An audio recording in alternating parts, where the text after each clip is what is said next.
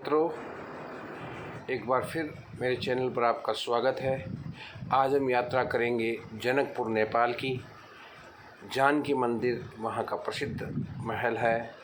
जनकपुर जाएं और आप कहाँ रुकें तो वहाँ धर्मशालाएँ भी हैं और होटल भी है। आप जहाँ चाहें रुक सकती हैं। मेरे इसमें आपके 2 धर्मशाला और 2 होटलों का एड्रेस दिया हुआ है, पता दिया हुआ है।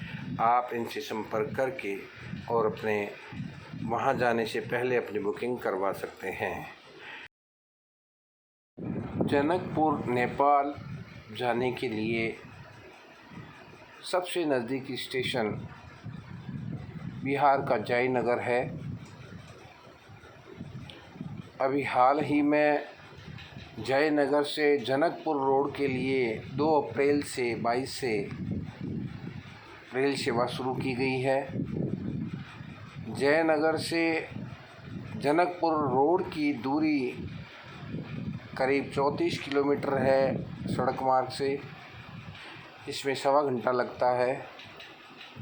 इसके अलावा सीतामढ़ी से जनकपुर रोड के लिए भी रक्सौल हैदराबाद के बीच चलने वाली वीकली ट्रेन भी चलती है। सीतामढ़ी से जनकपुर रोड की दूरी 26 किलोमीटर है और सड़क मार्ग से सीतामढ़ी से जनकपुर रोड 54 किलोमीटर पड़ता है। इसके अलावा तीसरा रास्ता बिहार के ही मधुबनी ज़िले से के उमगांव गांव से भी है। सड़क मार्ग से जाया जा सकता है।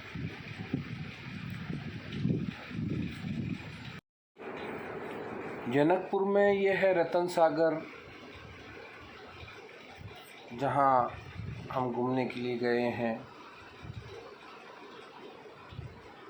रतन सागर के पास ही है गंगा सागर।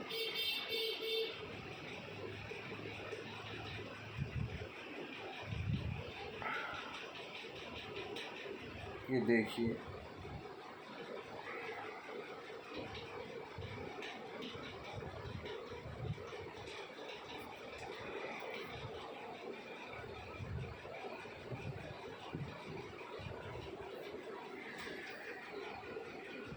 रतन सागर के बाद हम उस स्थान पर गए जहाँ भगवान श्री राम की बारात को ठहराया गया था। जनकपुर में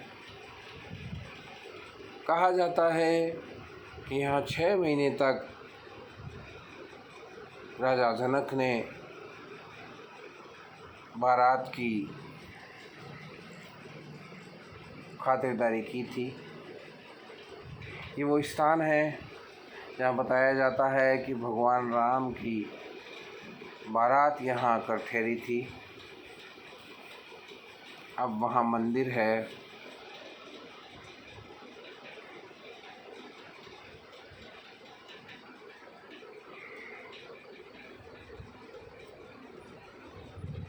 इस मंदिर के चारों ओर हरियाली है।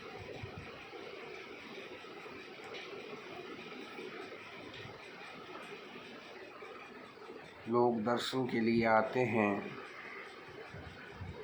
ये देखिए, ये इसका धर्मशाला जहाँ बारात रुकी थी, बारात घर की है। अब हम पहुँच रहे हैं दूल्हा दुल्हन मंदिर।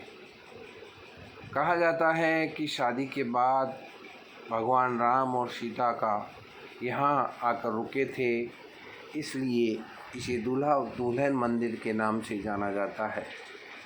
यहाँ भगवान राम और सीता दूल्हा और दुल्हन की वेशभूषा में हैं, इसलिए इसे दूल्हा दुल्हन मंदिर भी कहते हैं। जनकपुर में देखने लायक बहुत स्थान है, धार्मिक स्थल हैं, जिन्हें आप 1-2 दिन में आराम से देख सकते हैं।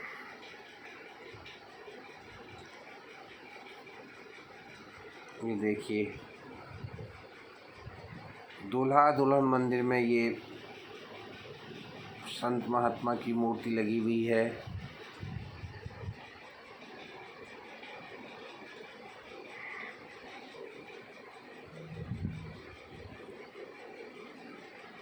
यहाँ से फिर एक बार हम रवाना हुए गंगा सागर का। ये देखिए जनकपुर का गंगा सागर है नेपाल का। ये देखिए जानकी मंदिर नेपाल के जनकपुर के केंद्र में स्थित एक हिंदू ऐतिहासिक स्थल है। यह हिंदू देवी सीता को समर्पित है। मंदिर की वास्तु हिंदू राजपूत वास्तुकला है। यह नेपाल में सबसे महत्वपूर्ण राजपूत स्थापत्य शैली का उदाहरण है और इसे जनकपुर धाम भी कहा जाता है। यह मंदिर 4800 वर्ग फीट क्षेत्र में निर्मित विस्तृत है और इसका निर्माण 1895 में आरंभ होकर 1911 में पूर्ण हुआ था। मंदिर परिसर एवं आसपास 115 सरोवर एवं कुंड हैं, जिनमें गंगा सागर, परशुराम कुंड एवं धनुष सागर अत्यधिक पवित्र कहे जाते हैं। जानकी मंदिर का निर्माण मध्य भारत के टीकमगढ़ की रानी वृषभानु कुमारी के द्वारा ईस्वी संवत 1911 में करवाया गया था। इसकी तत्कालीन लागत 9 लाख रुपए थी। स्थानीय लोग इस कारण से इसे नौलखा मंदिर भी कह दिया करते हैं। 1657 में देवी सीता की स्वर्ण प्रतिमा यहाँ मिली थी और मान्यता है कि यहाँ सीता माता विवाह पूर्व करती थी। कहते हैं स्थान की खोज एक बैरागी सुरकिशोर दास जी ने की थी जब उन्हें यहाँ सीता माता की प्रतिमा मिली थी। असल में सुरकिशोर दास बैरागी ही आधुनिक जनकपुर के संस्थापक भी थे। इसी संत ने सीता उपासना, जिसे सीता उपनिषद भी कहते हैं, का ज्ञान दिया था। मान्यता के अनुसार राजा जनक ने इसी स्थान पर शिव धनुष के लिए तप किया था। वर्तमान में इस मंदिर का रामदादी संप्रदाय के बैरागी साधुओं का है और श्री राम तपेश्वर दास वैष्णव जी इस मंदिर के महंत हैं। जानकी मंदिर के निर्माण के बारे में कथा कही जाती है कि टीकमगढ़ की महारानी कुमारी वृषभानु एक बार वहाँ गई थी। उन्हें कोई संतान नहीं थी। वहाँ पूजा के दौरान उन्होंने एक मन्नत मांगी कि अगर भविष्य में मेरे कोई संतान होगी तो मैं यहाँ मंदिर बनवाऊँगी। संतान की प्राप्ति के बाद जब वो वहाँ लौटी और साल 1895 में मंदिर का निर्माण शुरू हुआ और 16 साल में मंदिर का निर्माण पूरा हुआ।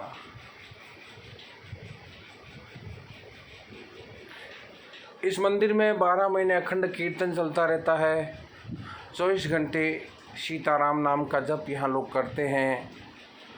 साल 1967 से लगातार यहाँ अखंड कीर्तन चल रहा है।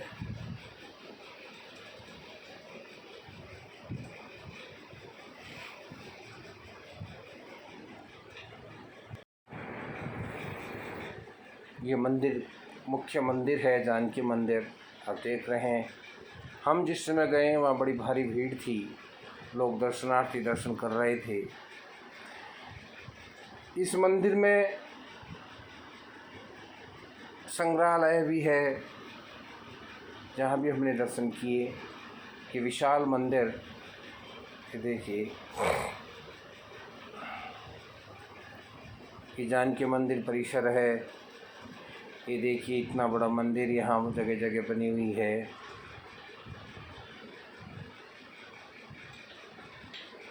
हमने वहाँ साधु महाराज से भी बात की। ये जानकी मंदिर परिसर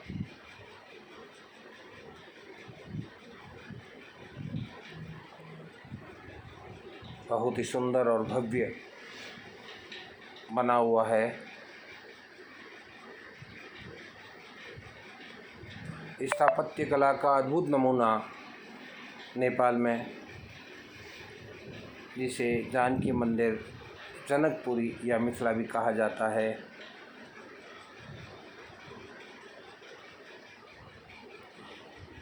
यह जानकी मंदिर में रखे आभूषण और वस्त्र कहा जाता है कि माता सीता के, भगवान राम के ये आभूषण और वस्त्र हैं।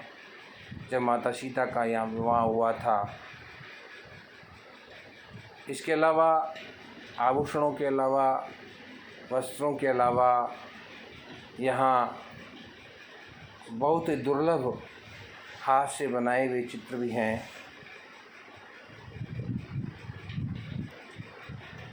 ये देखिए, ये वस्त्र है माता सीता के बताए जाते हैं। ये गहने हैं। इन्हें बहुत ही सुरक्षित ढंग से रखा गया है। दर्शक इनके दर्शन कर सकते हैं। हाथ लगाने नहीं दिया जाता। ये कांच से ढके हुए हैं,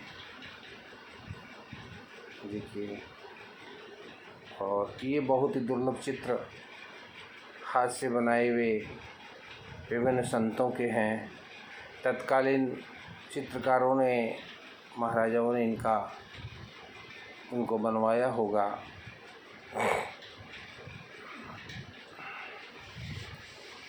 जानकी मंदिर में यह म्यूजियम अगर आप जाएं तो ज़रूर देखें।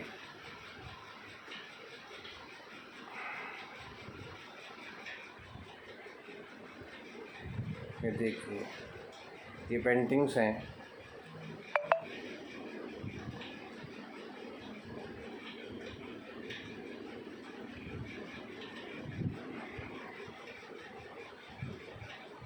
म्यूजियम से निकलकर हम बाहर आए और फिर हमने वहाँ परिसर में ही स्थित लक्ष्मण मंदिर में गए, जहाँ आरती हो रही थी।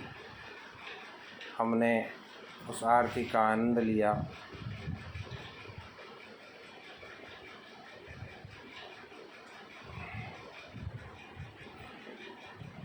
जानकी मंदिर के परिसर में ही एक कोने में है, इसे लक्ष्मण मंदिर कहा जाता है।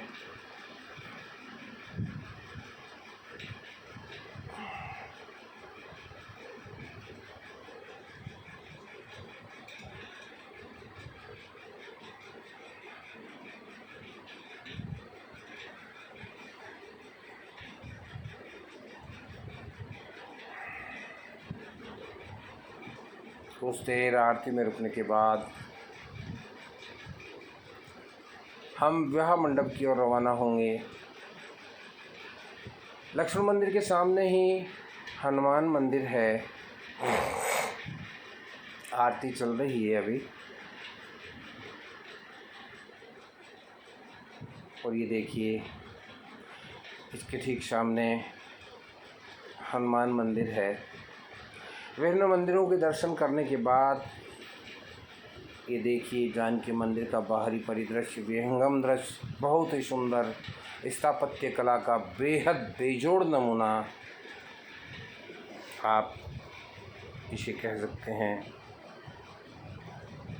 बड़ा परिसर है। यह है विवाह मंडप जनकपुर में। जानकी मंदिर से बिल्कुल एडजॉर्न लगा हुआ है। यहाँ प्रवेश के लिए 10 रुपये का शुल्क है, ताकि यहाँ की व्यवस्था वगैरह की जा सके।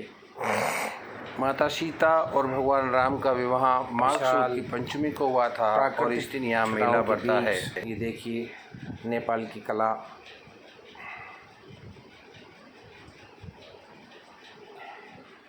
ये विवाह मंडप, जहाँ बताया जाता है कि माता सीता और राम जी का विवाह इस मंडप में संपन्न हुआ था, इसलिए इसे राम जानकी विवाह मंडप भी कहा जाता है। ये भगवान राम और सीता की विवाह के समय की विवाह मंडप मूर्तियां हैं। देखिए, बहुत ही सुंदर मंडप है। पुजारी जी ने हमें इसके बारे में थोड़ा बताया।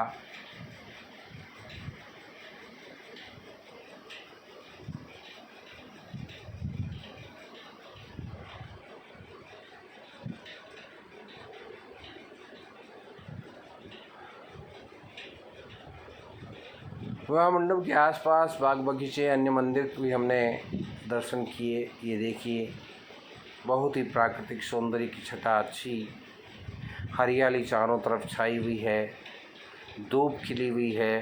हालांकि से एक रात पहले बारिश हुई थी, सारी रात बारिश हो रही थी, लेकिन जिस समय हम दर्शन करने के लिए गए धूप निकल चुकी थी और हमें आराम से दर्शन हुए।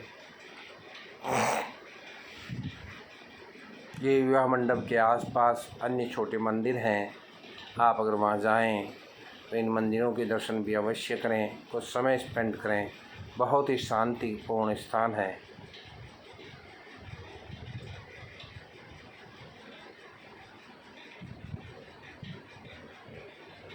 हर जगह राम सीता की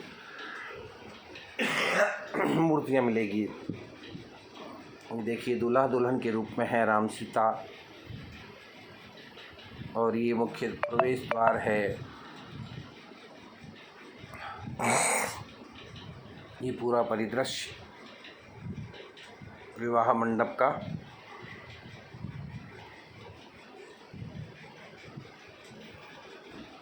डिजाइन के मंदिर। उसके बाद हम शिव मंदिर गए, वहाँ हमने शिव जी के दर्शन किए। अगर आप जनकपुर जाएं तो एक दिन अवश्य रुकें, आसपास के मंदिरों के दर्शन करें, बहुत अच्छा लगेगा। बहुत अच्छे और अच्छे मंदिर है वहाँ।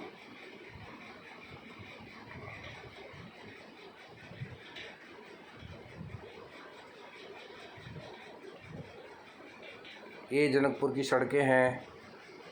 हाँ, हमें हमारा गाइड ही कह सकते हैं, वो हमें घुमा रहा है। और अब ये एक बड़ा विशाल मंदिर जनकपुर का वैदेही मंदिर के नाम से प्रसिद्ध है। ये मंदिर, यहाँ माता सीता का मंदिर है ये, जिसे वैदेही मंदिर के नाम से जाना जाता है। यहाँ यात्रियों की भीड़ आती रहती है, इसलिए यहाँ देखिए माला पूजा अर्चना के लिए है। इसमें अन्य मंदिर भी हैं। इसमें ये देखिए प्रवेश द्वार, और ये मंदिर वैदेही मंदिर का परिदृश्य।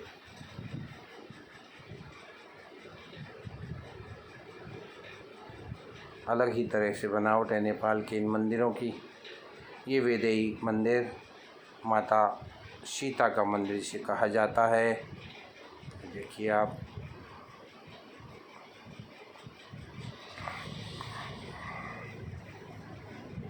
बहुत ही शांतिपूर्ण स्थान। ये स्थापत्य कला का लकड़ी की छत बनी हुई है। ये ठीक सामने गणेश जी और की है। वैदेही मंदिर के ठीक सामने विभिन्न देवी देवताओं की मूर्तियां रखी हुई है। ये घंटा है, ये शिवलिंग है। इतने 188 इनकी संख्या बताई जाती है। और ये इसी मंदिर के परिसर में है माता जी का मंदिर। कहा जाता है राजा जनक की कुलदेवी के रूप में इस माता जी के मंदिर को माना जाता है। देखिए,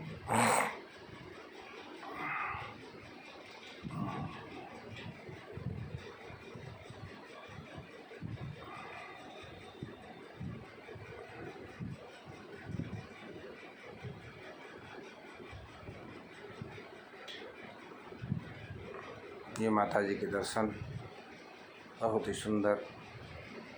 पर्यटक अगर जनकपुर आते हैं तो वैदेही मंदिर में ज़रूर आते हैं, विभिन्न सरोवरों के दर्शन करते हैं।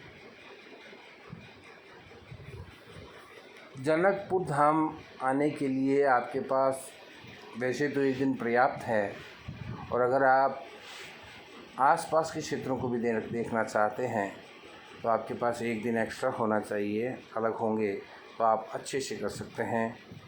जनकपुर में ठहरने के लिए मैंने आपको बताया भी था, यहाँ धर्मशाला भी है और अच्छे होटल भी हैं। होटल में कमरे का किराया 2000 से 3000 के बीच में है, और भारतीय मुद्रा में नेपाल का हमारा 1 रुपया और नेपाल का 1 रुपये 60 पैसे के बराबर है। भारतीयों से यहाँ के लोग भारतीय मुद्रा में ही जानकारी देते हैं। आप अगर जनकपुर धाम जाएं तो वहाँ गोपाल धर्मशाला और पगला बाबा की धर्मशाला है, यहाँ रुक सकते हैं। अगर आपका बजट अच्छा है, आप किसी अच्छे होटल में ठहरना चाहते हैं तो वहाँ अच्छे होटल भी हैं। ये सागर सरोवर है। विशेष रूप से यहाँ लकड़ी की छत बनी हुई है। देखिए, आपको मैं बताऊंगा, ये सरोवर इस तरह के जनकपुर धाम में 115 के आसपास सरोवर कुंड बने हुए हैं। बहुत ही सुंदर और रमणीय स्थल है। किसी भी चौक में जाएंगे आपको सरोवर या कुंड अवश्य मिलेगा जनकपुर में।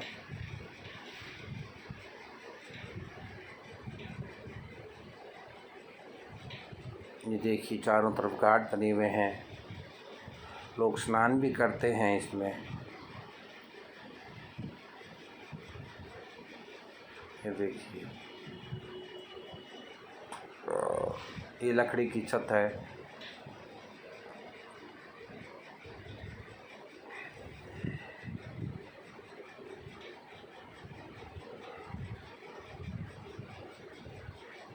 और फिर हमारा काफ़िला चला दूसरे मंदिर की ओर। जगह जगह इस तरह के मंदिर बने हुए हैं, छोटे बड़े। अगर आपके पास समय है तो आप सरोवर के चारों तरफ बने हुए इन मंदिरों के दर्शन कर सकते हैं, अन्यथा बड़े बड़े मंदिर हैं। अब हमारा काफ़िला जा रहा है स्वर्ग द्वार भूतनाथ मंदिर की ओर। ये देखिए, ये भूतनाथ मंदिर है जिसे स्वर्ग द्वार कहा जाता है।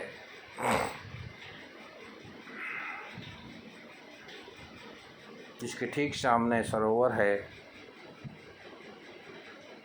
देखिए, ये भूतनाथ मंदिर का प्रवेश द्वार, और ये भूतनाथ मंदिर महादेव का मंदिर है। यहाँ हमने भी जलाभिषेक किया और यहाँ के आसपास की शिव जी की बड़ी मूर्ति लगी हुई है। अंदर शिवलिंग है और ये चारों तरफ से हरियाली से आच्छादित है। ये देखिए, बहुत ही सुंदर परिदृश्य स्वर्ग द्वार यानी भूतनाथ मंदिर का। ये देखिए,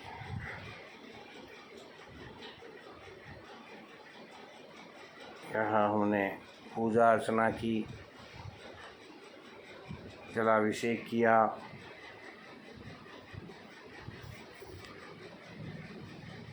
पर्यटकों की भीड़ काफ़ी थी।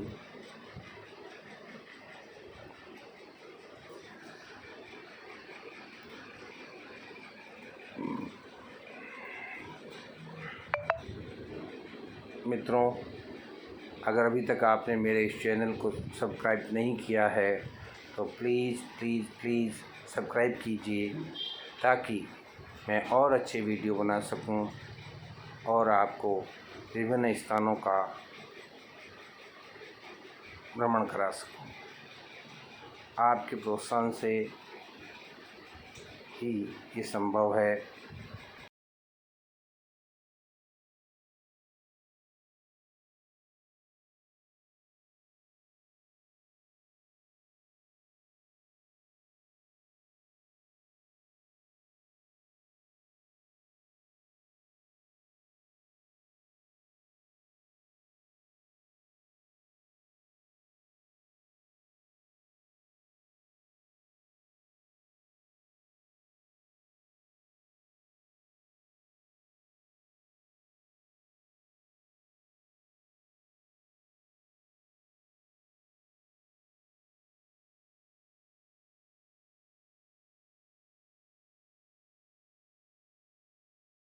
दुई गोनी हो